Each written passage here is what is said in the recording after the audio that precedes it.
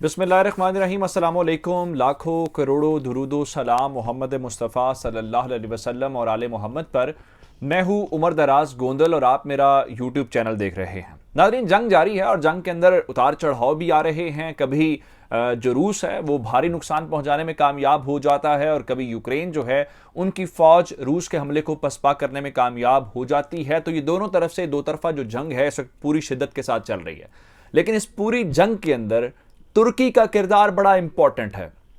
कल यूक्रेन ने कहा था कि आप ब्लैक सी का जो रास्ता है वो बंद कर दें। अब जाहिर बात है तुर्की इस हद तक तो नहीं जा सकता और तुर्की नेटो का भी पार्ट है और वो इस वक्त यूरोप के साथ खड़ा है। उसके रशिया के साथ भी बहुत अच्छे ताल्लुकात हैं। लेकिन इस वक्त इस पूरी जंग के अंदर जो आपको ये हजारों की तादाद में रशियन फौजी मरते हुए दिखाई दे रहे हैं, ये जो टैंक्स तबाह होते हुए दिखाई दे रहे हैं, इसके अंदर तुर्की का बहुत बड़ा हाथ है। तुर्की की टेक्नोलॉजी इस वक्त रशिया जो यूक्रेन है वो रशिया के मुकाबले में इस्तेमाल कर रहा है और यही वजह थी कि उस वक्त रशियन जो थे वो शोर मचा रहे थे कि आप ये टेक्नोलॉजी इनको ना दें। ये किस तरह से पूरी जंग का जो पांसा है वो पलटता हुआ दिखाई दे रहा है, ये मैं आपको इस वीडियो के अंदर बताऊंगा पूरी टेक्नोलॉजी के अंदर। फिर आगे मैंने आपको बताया था कि वॉर जो है वो इंफॉर्मेशन की भी चल रही है। उसके अंदर हमें यूक्रेन के मुख्तलिफ इलाकों में इंटरनेट की सप्लाई डिस्टर्ब होती हुई दिखाई दी है और फिर फ्रांस उन्होंने फौरी तौर पे यूक्रेन को वेपन्स भेजने का ऐलान किया है और यूक्रेन के सदर ने इस बारे में तस्दीक कर दी है। और फिर आगे चल के मैं आपको यह भी बताऊंगा कि यूक्रेन के डैम्स के ऊपर भी हमले हुए हैं, जिसका मतलब यह है कि एक तो वो हलाकतें हैं जो बमबारी से हो रही हैं, अगर ये वाला काम शुरू हो गया तो वो कह रहे हैं कि फ्लडिंग से इतने लोग मर जाएंगे कि आप सोच भी नहीं सकते। मुख्तलिफ यूरोपीय ममालिक ने रशिया की जो एयरलाइंस हैं उनके लिए अपनी एयर स्पेस बंद कर दी है। और आखिर में जो बड़ी खबर है वो मोदी से मुतल्लिक है। इंडिया बहुत खेल रहा है इस बार, दोनों तरफ अमेरिका को खुश करना चाहता है, रशिया को भी खुश करना चाहता है। आज जो उनके प्रेसिडेंट हैं उन्होंने मोदी को फोन किया और कहा आप ये सिक्योरिटी काउंसिल के अंदर मुनाफिकत क्यों नहीं छोड़ते, आप खुल के क्यों नहीं हमारी हिमायत करते, पता चले आप किसके साथ हैं। ये तमाम डिटेल्स आपको मिलेंगी। लेकिन अगर आपने अभी तक चैनल सब्सक्राइब नहीं किया और आप चाहते हैं कि आपको मुस्तनद और बरवक्त खबरें मिलती रहें तो हमारा चैनल सब्सक्राइब कर लीजिए, बेल आइकन के ऊपर क्लिक कर लीजिए ताकि हमारी आइंदा आने वाली वीडियोस बर वक्त आप तक पहुंच रहे। तुर्की, अगर मैं आपको सादा आसान अल्फाज के अंदर ये कहूं कि 440 वोल्ट का झटका दिया है इस वक्त उर्दगान ने प्यूटन को, तो ये कहना गलत नहीं होगा। उसकी वजह क्या है?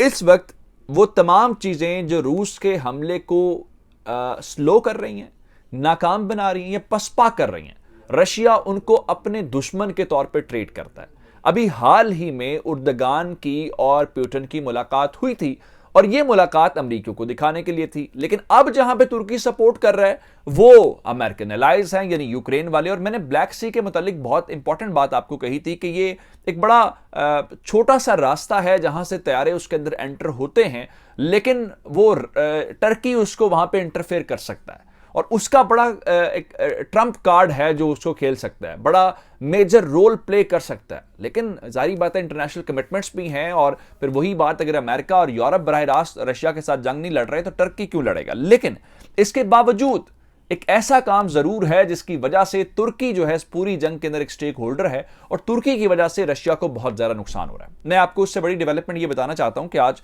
जो तुर्की के वजीर खारजा हैं उन्होंने रूस के वजीर खारजा सरगेई लारोव से राब्ता किया है और उनसे ये कहा है कि आप इस जंग को बंद करें, ये जंग किसी के मफाद में नहीं है। Ankara calls for Moscow to stop its assault. इसका मतलब यह है कि जो हमला आपने इस वक्त शुरू किया है इसको फौरी तौर पे बंद करें। लेकिन असल कहानी यह नहीं है जो 440 वोल्ट का झटका मैं कह रहा हूं या वो कह रहे हैं कि पूरी जंग की बाजी पलटती हुई दिखाई दे रही है, वो कुछ और है।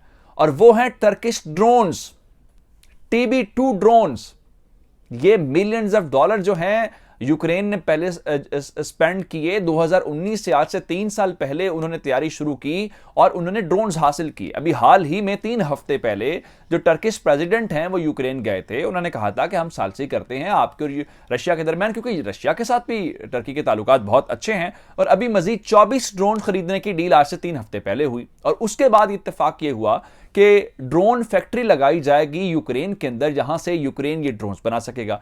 ये वही ड्रोन्स हैं जो आजरबाईजान आर्मीनिया की लड़ाई में आजरबाईजान ने इस्तेमाल किए थे और वहां पे भी बाजी पलटी थी। तो यहां पे TB2 ड्रोन जो हैं वो यूक्रेनी फौज इस्तेमाल कर रही है। कल रशिया ने ड्रोन्स गिराने का दावा किया और उसमें वो जो ड्रोन्स गिरे थे उसमें ये टर्किश ड्रोन्स भी शामिल हैं। और TB2 के मुतालिक ये बताया गया है कि ये drones anti tank missile carry करने की सलाहियत रखते हैं। और अब तक मैं अगर आपको बताऊं तो जो यूक्रेन ने रशिया के टैंक्स तबाह किए, कितनी तादाद है, 102 टैंक्स तबाह किए हैं।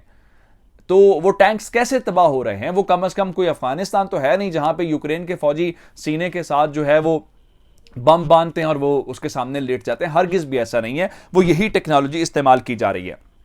आगे चल के आप इन ड्रोन्स के हवाले से अगर मजीद जानना चाहते हैं तो 138 मील फी घंटा की रफ्तार के साथ जो है ये परवास करते हैं और 330 पाउंड का जो वजन है वो भी कैरी कर सकते हैं। तो जब ये ड्रोन्स यूक्रेन को दिए गए थे टर्की की जानिब से, रशिया ने उस वक्त भी गुस्से का इजहार किया था कि आप पार्टी बन रहे हैं, आप ये काम ना करें। और लेकिन उसको उन्होंने बॉदर नहीं किया था क्योंकि जाहिर बात है वो अपना मफाद देखते हैं। जिस तरह S-400 वो वहां से खरीदते हैं तो कोई मुल्क टर्की से भी उसकी टेक्नोलॉजी खरीद सकता है, लेकिन जो टर्किश ड्रोन्स हैं वो इस वक्त बड़ा मेजर रोल प्ले कर रहे हैं। लेकिन दूसरी जानिब सूरत हाल यह है कि यूक्रेन को इस वक्त असलहा चाहिए। जिस तरह उन्होंने अमेरिकन को कहा कि फ्लाइट नहीं चाहिए, फाइट के लिए वेपन्स चाहिए। तो यूक्रेन को इस वक्त जो हाथ पकड़ाया है वो जनाब फ्रांस की जानिब से पकड़ाया गया है और इमैनुअल मैक्रोन ने कहा है कि हम हथियार भेज रहे हैं और साथ ही उन्होंने कहा है कि ये जंग जारी रहेगी और हमें तैयारी करनी चाहिए।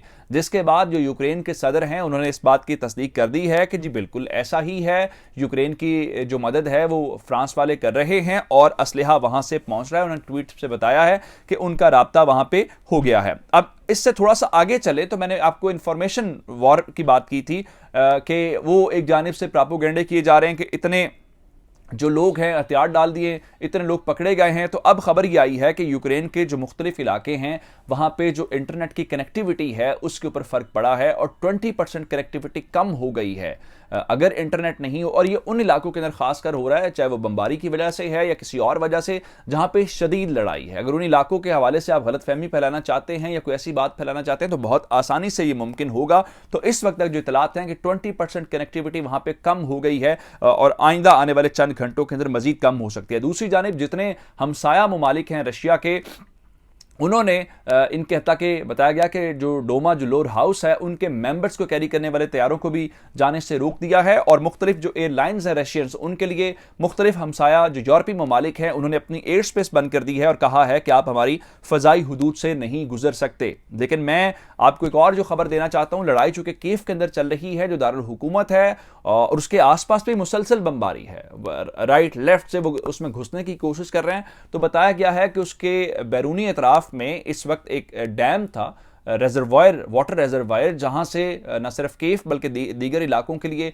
पानी वहां से आता है या दीगर आबपाशी के जो मामलात हैं उसके लिए वो इस्तेमाल होता है। तो इस वक्त उनके मुताबिक वहां पे मिसाइल हमला उनके वाटर रेजरवायर के ऊपर किया गया है, उस डैम के ऊपर किया गया है और हुकाम ये बता रहे हैं कि खुदा न खास्ता अगर वहां से कोई गड़बड़ होती है और डैम का अगर वहां से पानी निकलता है इस तबाही की सूरत में और इस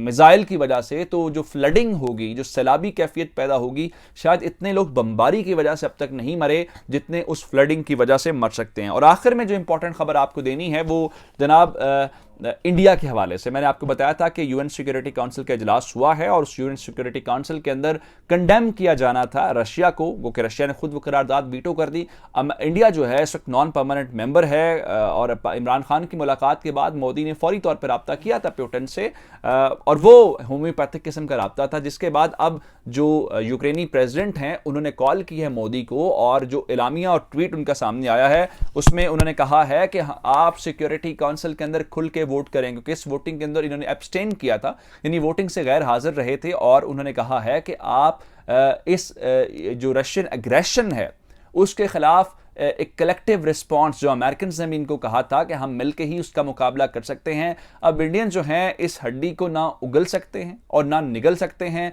रशिया है उसके साथ भी ताल्लुकात रखते हैं, दूसरी जानिब अमेरिकन आपकी मदद चाइनीज़ के खिलाफ कर रहे हैं। अगर अमेरिकन ने हाथ उठा लिया तो जो चाइनीज़ हैं बाकी इलाका भी काफ़ी उन्होंने कब्जा कर लिया है, मजीद वो कब्जा कर लेंगे तो आपके पल्ले तो कुछ नहीं बचेगा। तो सबसे मुश्किल जो कैफियत है इस वक्त वो इंडियंस की है और दबाव बहुत ज़्यादा है। अब इंडिया को फैसला करना है कि वो किसके साथ खड़ा है। मजीद अपडेट करके आपकी खिदमत में हाजिर होंगे। मुझे उमर दराज गोंदल को फेसबुक, ट्विटर, इंस्टाग्राम के ऊपर फॉलो कर सकते हैं।